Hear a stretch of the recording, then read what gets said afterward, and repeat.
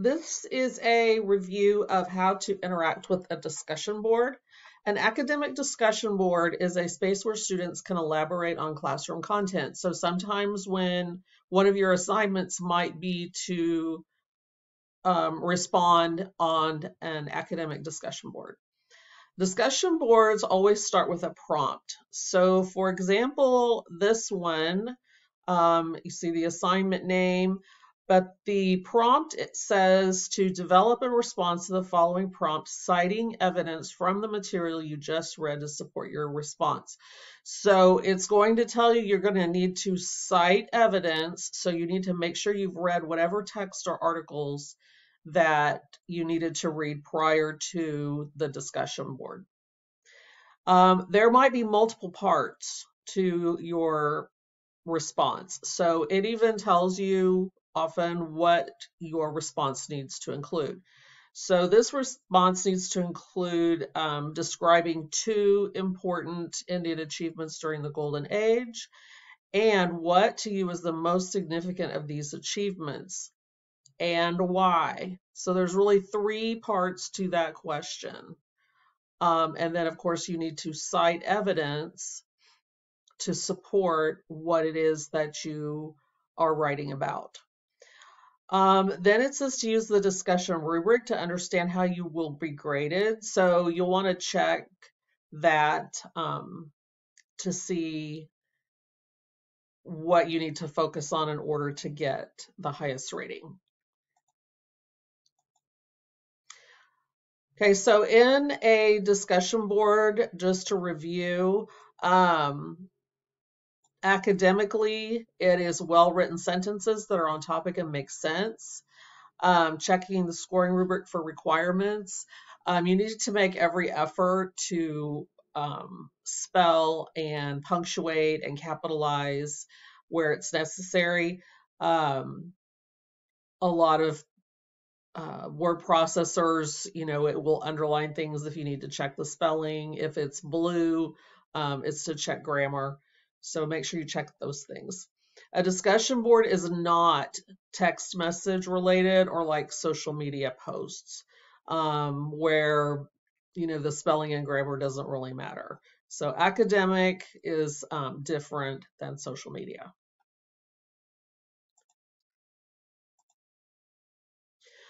Part of a discussion is you replying to a peer's post. So I will put this chart in as a separate chart in assignments for discussions. There are ways that you can affirm or agree with another person's ideas, and the whole goal is to move the discussion forward. So you want to add something different to what they said. You can also present a different angle. So let's say you disagree or you understand the point that they're making. This is a polite way of presenting a different angle. It's like, I understand what you're saying. I see your point. I like what you said, but, and then you can explain your views and then explain why.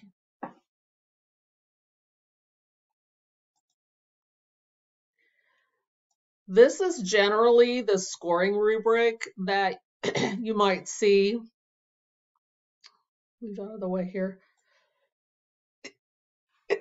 Excuse me.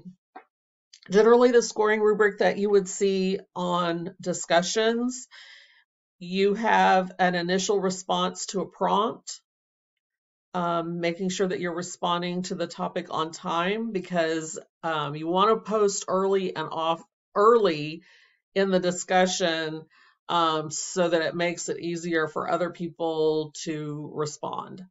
Your content, high quality content that reflects good conceptual understanding. Replying to peers, sometimes I will ask you to reply to only one other person, sometimes it's 2 because it is a discussion, so it's not just you making a post, it's you interacting with that content at a higher level.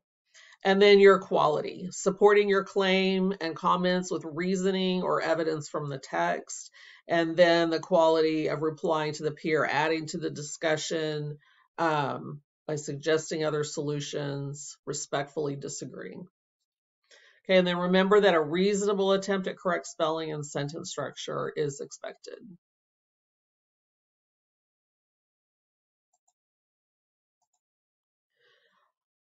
Okay, so when we're looking at evaluating discussion posts, let me show you some examples, and then I will show you what would be the highest expectation.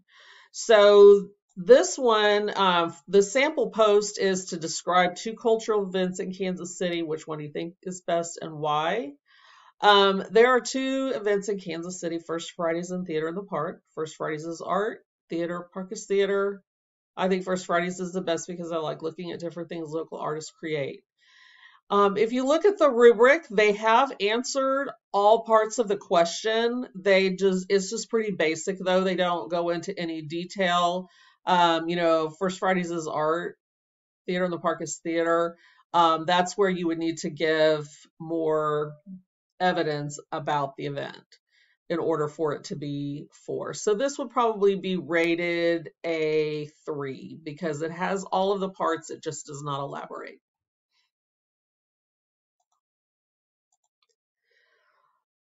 These examples would be an example of a 1 because this response doesn't really answer the question. It is written as if it were a text message or a social media post.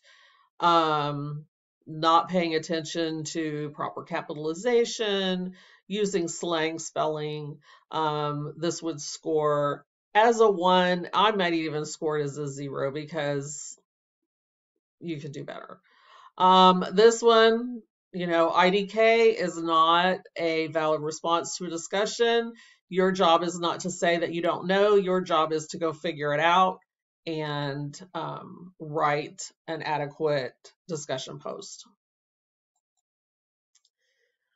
Okay, this one, there's 2 summer events in Kansas City. First Fridays in Theater in the Park. First Fridays in the Crossroads District features local artists, musicians, and food. Theater in the Park is in Shawnee Mission. They produce plays and musicals and have actors and technical stuff from all over the local area. This one is fine. The only problem is they did not answer all parts of the question. So they did not answer which one do you think is best and why.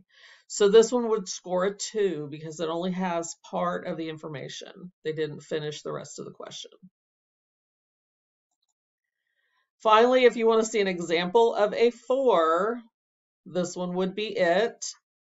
Because it answers both parts of the question, 2 cultural events, which, and it says to describe them. They are well described, giving a little bit more information, more detail. You can kind of visualize what happens at both of those. And then they answer both parts of the question. The second part was which one do you think is best and why? And so this response meets that. So this would be an example of a 4 response for the grade. So they would earn all the points for that.